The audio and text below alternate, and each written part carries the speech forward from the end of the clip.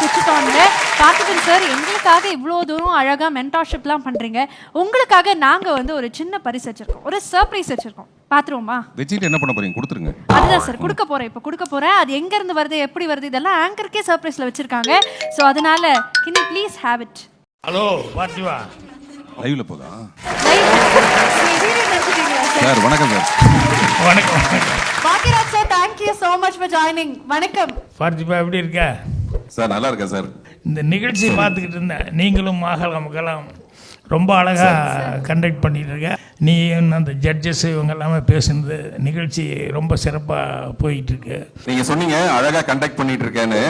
அது எல்லாம் எங்க இருந்து கத்துக்கிட்டனோ அங்கிருந்தே அந்த கமெண்ட் வரும்போது ரொம்ப சந்தோஷமா இருந்தது. அதாவது எந்த விஷயத்தையும் சாதாரணமா செய்யக்கூடாதுன்ட்டு எங்க டைரக்டர் எப்பவுமே ஒரு சின்ன விஷயம், ஒரு ஒன் வேர்ட் ஆன்சருக்கு 2 நாள் யோசிப்பாரு. அது எல்லாரையும் கலந்து வச்சுக்கிட்டு இது சரியானு யோசிப்பாரு. இந்த முழுமையான விஷயத்தை எந்த செஞ்சாலும் அதை சரியா செய்யணுங்கிறது உங்ககிட்ட கத்துக்கிட்டது தான். அதனால அதை நீங்க ஸ்கிரீன்ல வந்து சொல்லும்போது ரொம்ப பரவசமா இருக்கு. புதுசுக்கு முக்கியத்துவம் கொடுத்து பேசுறது பண்றது எல்லாமே நீ செய்யறதுங்கிறது எனக்கு ரொம்ப பெருமையான சந்தோஷமான சந்தோஷம். இந்த மாதிரி நம்ம ஏதாவது செய்ய முடியாதான்னு யோசிச்சு அது போய் வேற எங்கேயாவது அது சிங்கிள் ஷாட் அந்த மாதிரி போய் முடியறதானே தவிர அது எல்லாத்துக்கும் ஆரம்ப புள்ளியார சொல்லி நீங்க தான். Thank you so much sir. நீங்க வந்து எங்க கூட கனெக்ட் ஆனது எனக்கு ரொம்ப ரொம்ப ஸ்பெஷல். Thank you so much.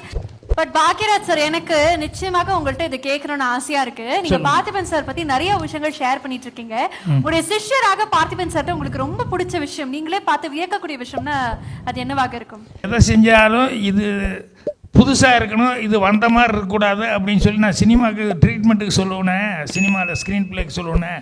அது மாதிரி பார்த்துமே எல்லா விஷயத்துலையும் எதை செஞ்சாலுமே இது அந்த மாதிரி இந்த மாதிரின்னு யாரும் கம்பேர் பண்ணி சொல்கிற அளவுக்கு இல்லாமல் வேறு மாதிரி ஏதாவது செய்யணும், அது நல்லதோ கெட்டதோ இதை பார்த்து செஞ்சாங்க அதை பார்த்து செஞ்சாலும் வேறு மாதிரி இருக்கணும் அப்படின்னு சொல்லிட்டு மெனக்கடல் அப்படிங்கிறது இருக்குல்ல, ஒரு சின்ன விஷயமா இருந்தால் கூட மெனக்கடல் அப்படிங்கிறது அது எனக்கு ரொம்ப பிடித்தமான ஒரு விஷயம்.